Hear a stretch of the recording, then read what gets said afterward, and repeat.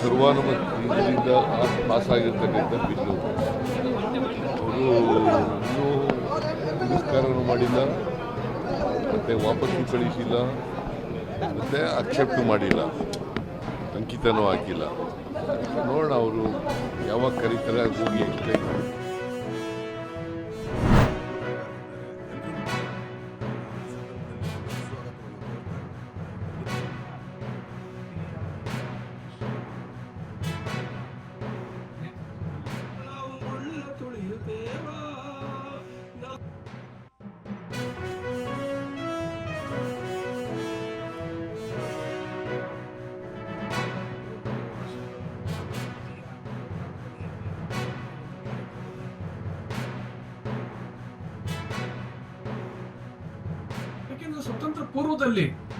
ಸ್ವತಂತ್ರ ಇರಲಿಲ್ಲ. ಸ್ವತಂತ್ರ ಪೂರ್ವದಲ್ಲಿ ಈ ರೀತಿಯಾದಂತಹ ಘಟನೆಗಳನ್ನ ನಾವು ಕಾಣಲಿಕ್ಕೆ ಸಾಧ್ಯ ಇರಲಿಲ್ಲ.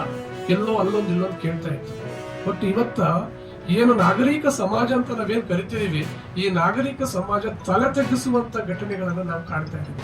ಕ್ಷುಲ್ಲಕ ಕಾರಣಕ್ಕೋಸ್ಕರ ಜೀವನ ತೆಗೆಯುವ ರೀತಿಯಲ್ಲಿ ತಾನು ಜನ್ಮ ಕೊಟ್ಟಂತ ಮಗಳನ್ನ ಸಾಯಿಸುವಂತಹ ಒಂದು ದಿಕ್ಕಿನತ್ತ ಸಾಕ್ತಾ ಇದೆಯಲ್ಲ, ಇದು ಸಮಾಜಕ್ಕೆ ಏನು ಸಂದೇಶವನ್ನ ಕೊಡ್ತಾ ಇದೆ?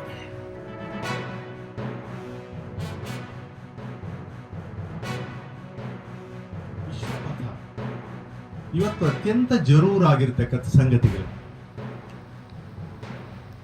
ಪುಸ್ತಕದ ಶಿರೋನಾಮೆ ಹಾಗಿದ್ರೂ ಕೂಡ ಪುಸ್ತಕದ ಒಳಗಿರಬಹುದಾದ 10 ಲೇಖನಗಳಲ್ಲಿ ಬರ್ಗೂರ್ ಅವರು ಚರ್ಚೆ ಮಾಡ್ತಾ ಇರೋದು ಈ ವಿಶ್ವಮಾನವತೆಯನ್ನ ಜಗತ್ತಿನ ತುತ್ತ ತುದಿಯ ಒಳಗಿರಬಹುದಾಗಿರ್ತಕ್ಕಂತಹ, ಎಲ್ಲರನ್ನೂ ಒಳಗೊಳ್ಳಬಹುದಾಗಿರ್ತಕ್ಕಂತಹ ಆಲೋಚನಾ ಕ್ರಮವನ್ನ ಇಲ್ಲಿ ಬಿತ್ತುವ ಪ್ರಯತ್ನವನ್ನ, ಮಂಡಿಸುವ ಪ್ರಯತ್ನವನ್ನ ಈ ಕೃತಿಯಲ್ಲಿ ಮಾಡಲಿಕ್ಕೆ ಪ್ರಯತ್ನ.